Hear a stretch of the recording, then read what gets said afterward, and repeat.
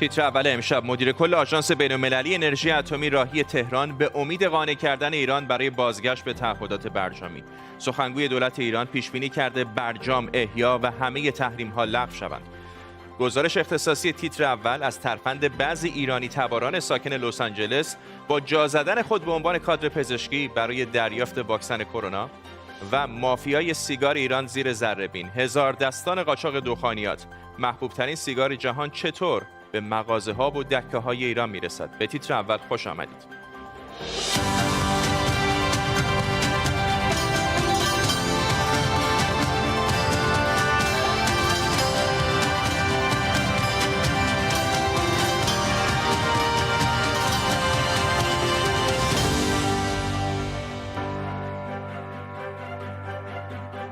سلام و وقت بخیر. مدیر کل آژانس بین‌المللی انرژی اتمی رافائل گروسی راهی تهران شده تا از ایران بخواد به تعهداتش در برجام برگرده. دولت ایران اعلام کرده که از 5 اسفند ماه اجرای پروتکل الحاقی که به بازرسان آژانس اجازه بازدید سرزده رو میداد لغو میکنه. رئیس سازمان انرژی اتمی ایران علی اکبر صالحی هم گفته با گروسی درباره پروتکل الحاقی گفتگو میکنه. سفر او همزمان شده با گزارش‌هایی از کشف 2 سایت مشکوک در ایران که در اونها ذرات اورانیوم پیدا شده.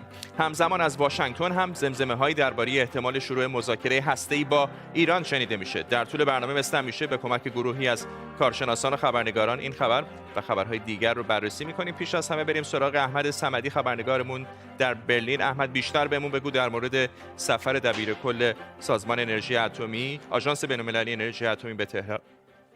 فرداد، این سفر در حالی داره برگزار میشه که خب آقای گروسی اعلام کرده که میره تا یک راه حلی رو پیدا بکنه که اولا با قوانین ایران سازگار باشه و بعد هم بشه که دوباره اون بازرسی هایی که آژانس بین‌المللی انرژی اتمی پیش از این در برنامه هسته ایران داشته بتونه اونها رو ادامه بده. اما مصاحبه شد با آقای علی اکبر صالحی که از ایشون سوال شده بود که در خصوص سفر آقای گروسی به تهران و همچنین در خصوص خبری که خبرگزاری رویترز گفته بود که ذرات اورانیوم در همون 2 سایتی که قبلا اعلام نشده بود در اونجا پیدا شده. آقای صالحی خب اشاره کاملی میکنه به سفر آقای گروسی و میگه که ایشون قرار هستش بیاد اینجا و ما بتونیم گفتگو بکنیم و در واقع مسائلی رو مطرح میکنه که خب پیش از این هم بود، مثل درز شدن اطلاعات مربوط به مسائل هسته‌ای ایران در خبرگزاری ها که آقای صالحی گفته بود که ما بسیار نگران این هستیم، اما هیچ اشاره‌ای به این موضوع پیدا شدن ذرات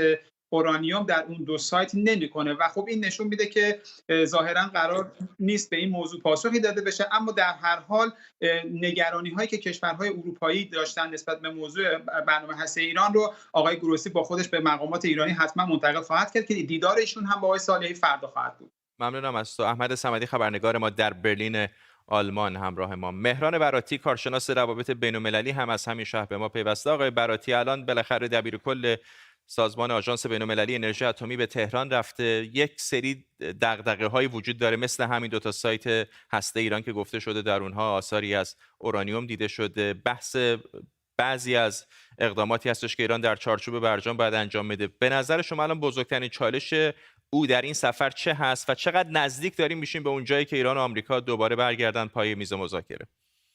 خب آقای گروسی تاکنون بیشترین مدارا رو با جمهوری اسلامی داشته. ایشون در مورد پیدا کردن اون 3 گرم اورانیوم فلزی و اورانیوم در همین 2 سایتی که شما اشاره کردید گزارشی به اعضای شورای حکام هنوز نداده. قرار این گزارش اوایل هفته آینده انجام بگیره. بسته به این داره که در رابطه با پایان دادن به اعمال داوطلبانه جمهوری اسلامی به پروتکل الحاقی پاسخی که آقای گروسی چی باشه، گزارش ایشون هم در هفته آینده متفاوت خواهد بود. اگر گزارش منفی باشه که ایشون اصلا امیدوار نیست که همچین چیزی باشه، ایشون فکر میکنه و ممکنه که حتما برجام رو نجات بده. اگر گزارش منفی باشه نتیجهش توبیخ جمهوری اسلامی از طرف اعضای شورای حکام میشه که در نهایت اگر ادامه پیدا بکنه مسئله به شورای امنیت میره و کار آقای بایدن برای بازگشت به برجام بسیار بسیار مشکلتر از این خواهد بود که الان هست. بنابراین حتی گمان من این هست که جمهوری اسلامی راهی پیدا خواهد کرد که آقای عروسی کاملا دست خالی از تهران برنگرده. ممنونم. مهران براتی، کارشناس روابط بین‌المللی از برلین آلمان با ما. گروهی از متخصصان انرژی هسته‌ای میگن اسرائیل در حال گسترش تأسیسات هسته‌ایش در دیمونا است. بر اساس تصاویر ماهواره جدید، ساخت و سازها در این نیروگاه هسته‌ای به نسبت قبل به طرزی چشمگیر افزایش پیدا کرده. گروه بین‌المللی نظارت بر مواد شکافت‌پذیر این تصاویر رو منتشر کرده. فرزین ندیمی، تحلیلگر امور دفاعی امنیتی در مؤسسه واشنگتن از واشنگتن دی سی با ماست. آقای ندیمی، یکی از مباحثی که ایران همیشه مطرح میکنه اتفاقا همین تأسیسات هسته‌ای اسرائیل هست که میگن اتفاقا نظارتی مثل آن چیزی که در ایران و بعضی کشورهای دیگر هست بر تأسیسات هسته اسرائیل وجود نداره. الان که به نظر زمزمه این میاد که ممکنه واشنگتن و تهران مذاکره کنن دوباره و به شکلی به برجام برگردن، چقدر این احتمال وجود داره که اسرائیل بخواد توانایی هسته خودش رو برای مقابله با ایران بالا ببره؟ خب اسرائیل در سال اخیر صحبت کرده از بهبود توانایی هسته‌ایش به خاطر اینکه تأسیسات دیمونا از مربوط به دهه 50 و 60 میلادی میشه نیاز داشته به بازسازی و نوسازی، هم قسمت هسته مرکزیش و هم تأسیسات جانبی و تولید بازفراوری پلوتونیوم. احتمال داره که ساخت و سازهای جدید در رابطه با نوسازی تأسیسات دیمونا باشه، شاید هم بر روی ساخت یک راکتور جدید اونجا کار میشه. هیچ جزئیات منتشر نشده، ولی خب به هر حال تمرکز تأسیسات هسته‌ای اسرائیل در دیمونا هست. یک راکتور آب سنگین هستش که به وسیله اورانیوم طبیعی اونجا تشعشع داده میشه تا پلوتونیوم تولید بشه، پلوتونیومی که برای ساخت کلاه‌های هسته‌ای استفاده میشه. برآوردها هم خیلی مختلف هست در مورد که چه تعداد کلاهک هسته‌ای اسرائیل داره.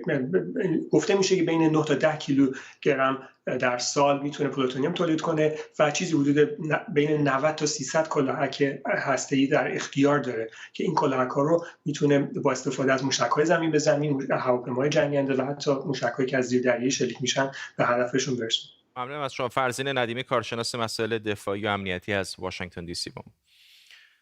در خبری دیگر مرتبط با اسرائیل، بعضی رسانه‌ها از توافقی پنهان بین این کشور و سوریه برای آزاد کردن یک زن اسرائیلی خبر دادند. بر اساس این خبر که نخستین بار در روزنامه الشرق الاوسط منتشر شده، دولت اسرائیل از روسیه تعداد نامشخصی واکسن اسپوتنیک خریده تا در اختیار سوریه قرار بگیره.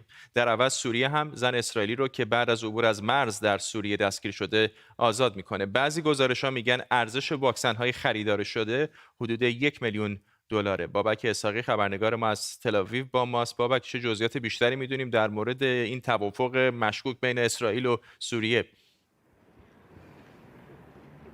دقیقاً آنچه گفتی توافق مشکوک درست هستش، زیرا این توافقی که هنوز در ابهام به سر میبره و بسیار هم مشکوک هست باعث بحث‌های زیادی در اسرائیل شده. دختر جوان اسرائیلی که 2 هفته پیش به خواست خودش از طریق مرز اسرائیل وارد سوریه شده و 2 هفته در اونجا در بازداشت بود، دیروز از طریق میانجیگری مسکو به مسکو اومد و از اونجا به اسرائیل بازگشت و اسرائیل هم در مقابل 2 چوپان سوری را که اشتباهاً وارد اسرائیل شده بودند به سوریه بازگردون. ولی اینجا پایان کار و پایان ماجرا نیستش، زیرا چند روز قبل از اون کابینه امنیتی اسرائیل تشکیل جلسه داد و یک عمل انسان دوستانه‌ای که اسرائیل اون را در کابینه تصویب کرد را به انجام رسوند.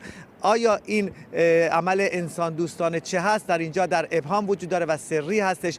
اسرائیل از روسیه خواسته که اجازه بده که اون را انتشار بده، اون عمل انسان دوستانه را که انجام داده، ولی روسیه با اون مخالفت کرده. امروز شرق الاوسط خبر داد که این توافق مبنی بر خرید واکسن‌های اسپوتنیک روسیه برای سوریه است. البته خود سوریه این را تکذیب کرده و گفته که ما احتیاجی به واکسنی که با پول صهیونیست‌ها خریده بشه نداریم. بابک اسحاقی در تل‌آویو، ممنونم از تو. تصاویری که می‌بینید مربوط به چند دقیقه پیش است از دادگاه الکسی ناوالنی در مسکو. نمیدونم در جریان هستید یا نه. دومین جلسه بررسی پرونده آقای ناوالنی در ارتباط با افترا در دادگاهی در مسکو مطرح شده بود. بعد از اتفاقا دادگاه تجدید نظر او، در دادگاه تجدید نظر آقای ناوالنی شکست خورد. در دادگاه مربوط به اتهام افترا هم او شکست خورد و دادستان‌ها درخواست دریافت غرامت کرده بودند که رقمی تقریبا معادل 11500 دلار هم غرامت برای او دادگاه در نظر گرفته. تصاویر زنده را الان می‌بینید در بیرون دادگاه، جایی که مسئولان روسی در مورد این پرونده در حال صحبت هستند. می‌دونید 2 پرونده مجزا هست که در مورد همونطور که گفتم اتهام افترا هست که دادستان‌ها معتقدن آقای ناوالنی به یکی از کهنه سربازان روس به خاطر حمایتش از کرملین توهین کرده بوده و به خاطر آنچه که دادستان‌ها اون رو توهین توصیف کردن، چیزی حدود 11500 دلار هم آقای ناوالنی علاوه بر حبس باید پرداخت بکنه. در روزهای اخیر تصویر واکسن زدن شهاب حسینی هنرپیشه و مجری ایرانی در کالیفرنیا موجی از واکنش‌ها رو به دنبال داشته. مشخص نیست که این فیلم دقیقاً کی و کجا گرفته شده و آقای حسینی تحت چه شرایطی واکسن زده. اما جدای از این مورد خاص که واقعاً درباره جزئیاتش بی اطلاعیم، تیتر اول به اطلاعاتی دست یافته که نشون میده شماری از ایرانی‌های ساکن کالیفرنیا با استفاده از اشکالاتی در سیستم پخش واکسن خودشون رو به جای کادر درمانی جا زدن و واکسن فایزر یا مدرنا رو دریافت کردند. شرکت‌ها و مؤسسات مختلفی مسئول توزیع واکسن‌های کرونا هستند. یکی از اونها کربن هلت. اگر ساکن کالیفرنیا باشید و برید روی سایتشون، برای دریافت واکسن 2 گزینه هست: یا کادر پزشکی هستید و یا بالای 65 سال. حالا موقع واکسن زدن بیشتر مراکز از شما مدارکی میخوان که نشون بده یا بالای 65 سالید و یا از اعضای کادر پزشکی. اما دست کم بعضی از مراکز کربن هلت چنین مدرکی رو طلب نمی‌کنند. همین شده که تعداد قابل توجهی از ایرانی‌ها با جا زدن خودشون به عنوان کادر درمانی این واکسن‌ها رو دریافت کردند. مشخص نیست که این اشکال چقدر گسترده است و آیا غیر ایرانی‌ها هم از چنین راهی واکسینه شدن یا نه. ولی جای تعجب طبیعتا نخواهد داشت که این ایرانی‌ها به دوستان غیر ایرانیشون هم این اشکال رو نشون داده باشند. بخشی از صحبت‌های یکی از این ایرانی‌ها رو بشنویم با این توضیح که حرفای او برای حفظ هویتش بازخوانی شده. در آمریکا سایتی است که تمام افراد بالای 65 سال و کادر درمان میتونن برای تزریق واکسن کرونا نوبت بگیرن و چند مرکز هست که به افراد نوبت میده. یکی از اون مرکزها کربن هلت که تو لس آنجلسه که خیلی از ما ایرانی‌ها که نه بالای 65 سال هستیم و نه کادر درمان از طریق کربن هلت واکسینه شدیم، مثل خود من. و این موضوع حتی برای مکزیکی‌ها هم جالب بود و از اون اطلاع نداشتم و الان خود منم در جمع‌های ایرانی میرم که حدود 80% واکسینه شدن که هیچ کدوم نه بالای 65 سال هستیم و نه کادر درمان. فقط لازمه که تو این سایت در بخشی که مربوط به شغل شماست خودتون رو به عنوان کادر درمان معرفی کنید و نوبت تزریق واکسن رو بگیرید. و در تمام مراکز تزریق واکسن کرونا بجز کربن هلت شما باید مدارک شغلی خودتون رو هم همراه داشته باشید. اما کربن هلت بدون دریافت هیچ مدرکی شما رو واکسینه میکنه. ایرانی‌ها متوجه این موضوع شدن و به هم خبر دادن. برای تزریق دوز دوم واکسن فایزر هم که دیگه هیچ مشکلی نیست و در تمام مراکز درمانی آمریکا میتونید دوز دوم رو دریافت کنید با توجه به کارتی که برای تزریق اول واکسن بهتون دادن. صحبت یکی از ایرانی‌هایی بود که اتفاقا خودش هم این واکسن رو دریافت کرده. طبیعتاً تصاویری که می‌دیدید الزاماً مرتبط با این مراکز نیست. شرکت کربن هلت تا زمان تهیه این گزارش و همین چند لحظه پیش که من نگاه کردم به ایمیل ما درباره این موضوع پاسخی نداد.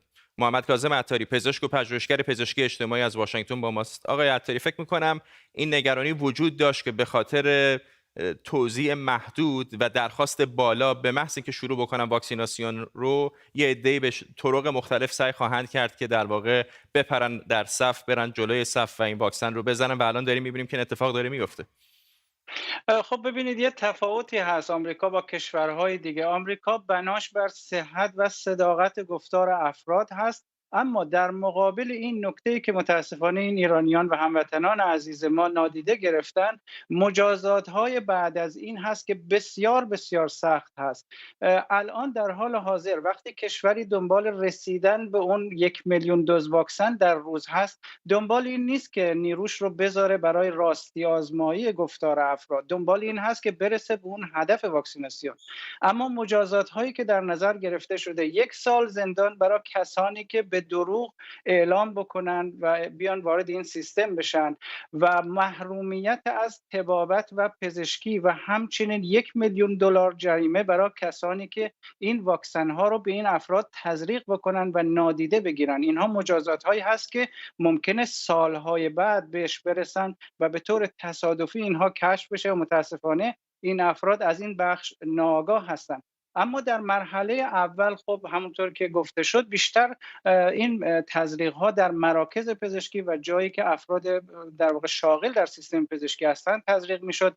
در فازهای بعدی این گسترش پیدا کرد به سالن های اجتماعات ادارات دولتی، افراد میرن در اونجا بر اساس نوبتشون این رو دریافت میکنن. خیلی سختگیری در مورد این مدارک نمیشه، اما یک تعهد گرفته میشه و این تعهد بسیار مهم هست که تمام این گفته ها صدق هست و اگه خلاف این ثابت بشه حتی چندین سال بعد این مجازات ها در انتظارشون خواهد بود.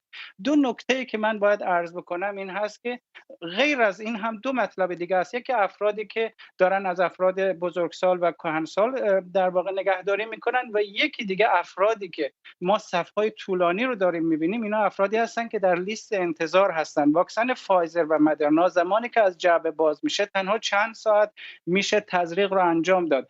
اگر این افرادی که الان در واقع نوبتشون هست مراجعه نکنن، این واکسن ها باید دور ریخته بشه. و همین جهت افراد در صف و در لیست انتظار وای میستن که اگر همچین اتفاقی افتاد، حتی اگر سنشون پایین باشه و در اولویت هم نباشن، اینها رو دریافت بکنن یا فریزرهای مراکز در واقع از کار بیفته و واکسن ها فرصت کمی داشته باشن، به این افرادی که حتی در اولویت هم نیستن تزریق انجام میشه. ممنونم از شما دکتر عطاری. همونطور که دکتر عطاری به درستی اشاره کرد، حتی اینجا در بریتانیا هم هست مواردی که به خاطر اینکه تعداد کسانی که برای واکسینه شدن آمدن به مطب دکتر کافی نبوده و دوزهای از این واکسن ها باقی مونده، کسانی که واجد شرایط نبودن رو هم برای اینکه این واکسن ها حروم نشه در واقع اجازه دادن تا واکسینه بشن. برای اینکه رد رژ لب قرمز خانم ها روی فیلتر سیگار معلوم نباشه، یک برند سیگار اوایل قرن 20 سیگاری با فیلتر قرمز به بازار عرضه کرد. اون برند حالا تو ایران قاچاق محسوب میشه. امشب سیگار مارلبورو و قاچاق اون رو زیر ذره بین میبریم.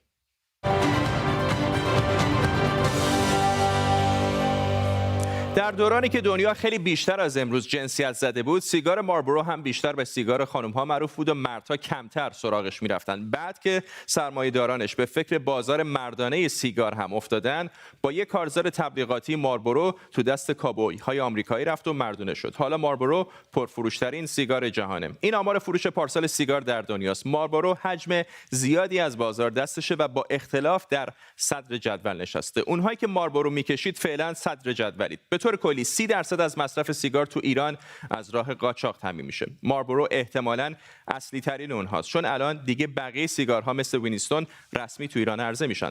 اما با اینکه مارلبورو قاچاقه، معمولاً همه جا پیدا میشه و همه دکه ها میفروشن و تازه پرفروش ترین سیگار قاچاق هم هست. سوال اینه چرا قانونیش نمیکنن؟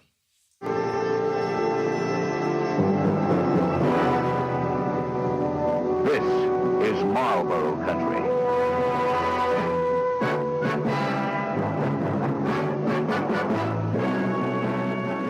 خب ببینیم اگر واردات مارلبورو قانونی بشه کی ضرر میکنه. اول بریم سراغ خود سیگاری ها.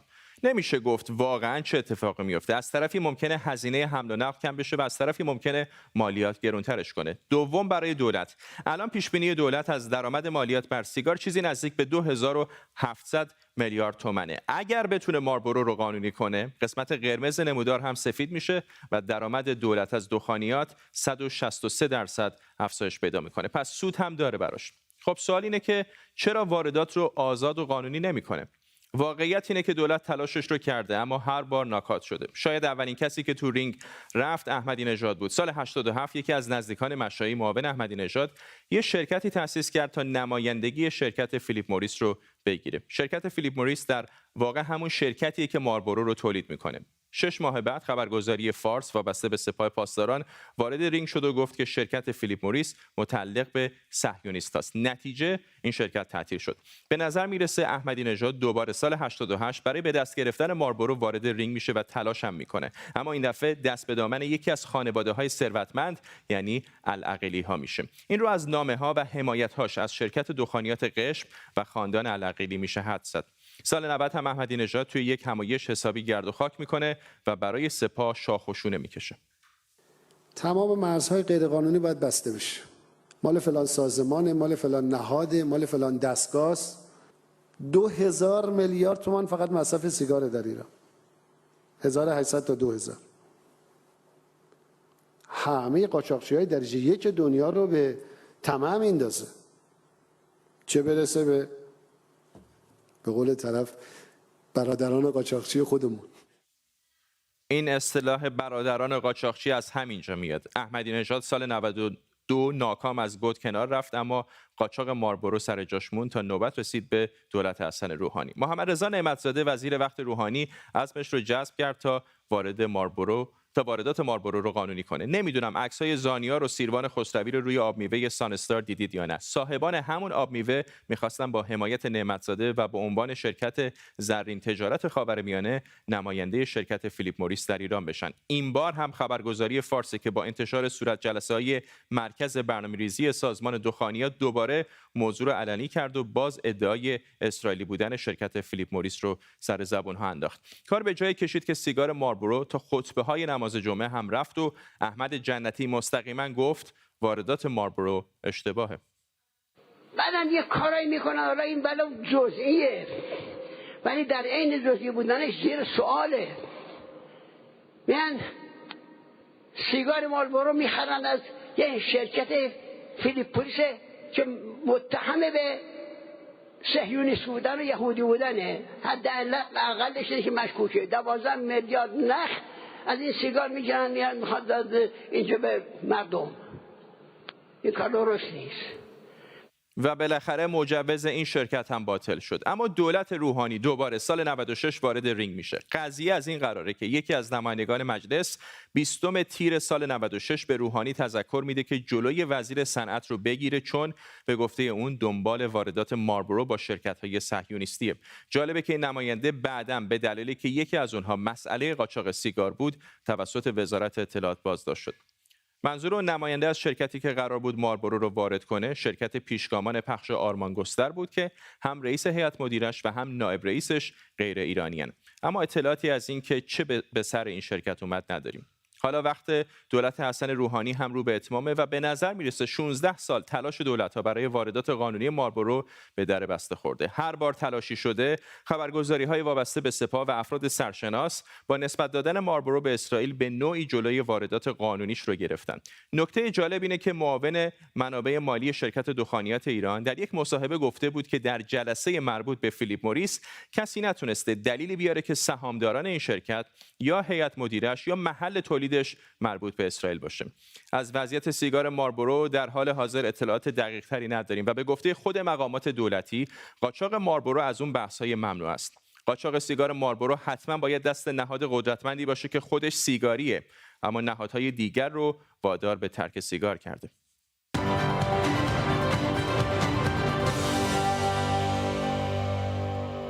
خب بریم به حدود 200 میلیون کیلومتر دورتر از اینجا در زمین. تصاویر جدیدی که کاوشگر مریخ از سطح این سیاره فرستاده با ذوق و شوق فراوانی روی زمین روبرو شده. خیلی از علاقه‌مندان به اخبار علمی هم حرکت کاوشگر استقامت ناسا رو روی مریخ از روی نقشه مجازی که ناسا منتشر کرده دنبال می‌کنن. کاوشگر استقامت پنجشنبه روی سطح این سیاره سرخ نشست و قرار نشانه‌های حیات رو بررسی کنه. پوریا ناظمی، روزنامه‌نگار علمی از اتاوا کانادا با ماست. آقای ناظمی، شبیه غرب وحشی شده تقریبا مریخ، اینقدر کشورهای مختلف دارن کاوشگر و ماهواره میفرستن. این اولین کاوشگر ناسا طبیعتا نیست. چه ویژگی‌هایی داره در مقایسه با کاوشگرهای قبلی؟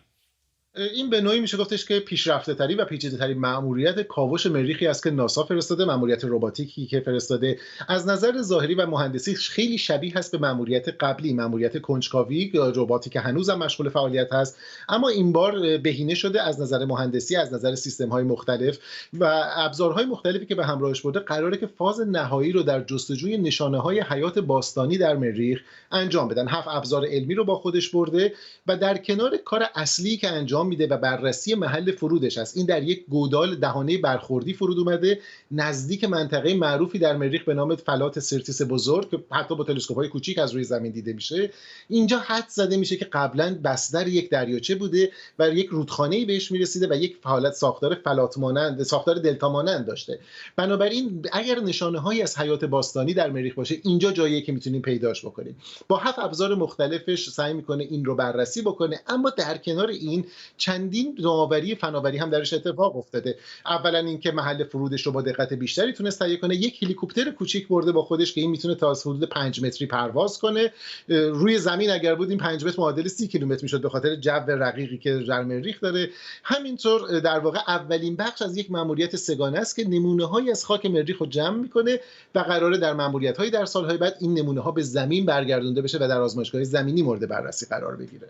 خیلی ممنونم از شما پوریا ناظمی، خبرنگار علمی، با توضیحاتی واضح و شفاف از آنچه که این کاوشگر ناسا در سطح سیاره سرخ داره انجام میده. به این ترتیب ما هم میرسیم به پایان تیتر اول امروز. تا برنامه بعدی، بدرود.